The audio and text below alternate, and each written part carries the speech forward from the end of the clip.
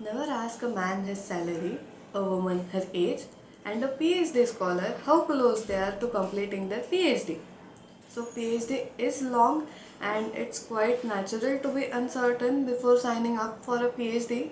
So in this video I will try to simplify the journey of PhD by dividing it into four different stages. The four stages that I am going to explain in this video are general for any PhD, so anyone who is planning to join a PhD program might find this video helpful.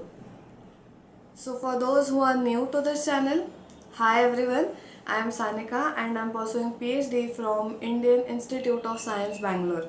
I have created this YouTube channel to talk about PhD and share my experiences throughout the PhD journey. So let's get started. The first stage among the four stages of PhD is coursework.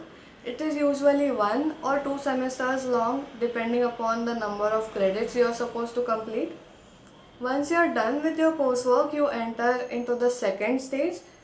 Now this second stage has two highlights. One is working towards fixing a direction for your PhD or defining a problem for your PhD studies, and the second one is the comprehensive exam, which is basically like a viva where you will be asked questions based on the coursework that you have completed in the first year and also something about the topic that your PhD is going to be about.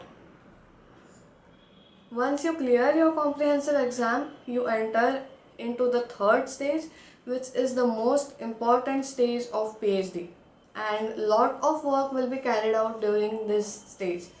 So there is only one highlight about the third stage of PhD, which is answering the question why. So to explain what I mean by answering the question why, I will give a small example. So I will be studying the ductility of composite materials, and I might observe an increase or a decrease in ductility, and my job is to explain the reason why the ductility has increased or why the ductility has decreased. By the end of this third stage, I hope to have answered many such questions explaining the reason why. Of course, it will not be easy to answer these questions, but I will have to in order to get my PhD. And basically, after you are done through the third stage, your PhD is almost done. Now you will enter into the fourth, which is the last stage of PhD. Now this stage has three highlights.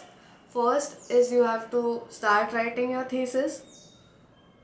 It usually takes about 6 months to complete writing your thesis. Before submitting your final thesis, you have to present the work that you have done in the third stage in a colloquium, and after you submit the thesis, you have to appear for the defense viva.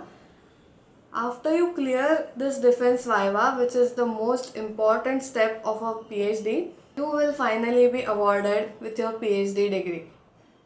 So this is it. These are the four stages that the PhD journey can be divided into. If you like this video, let me know in comments. Share it with your friends who are planning to do PhD. Also, if you want to go back and watch any stage of PhD again, I have added timestamps in the description box below, and I will also be uploading videos to discuss about each stage in detail soon. So stay tuned.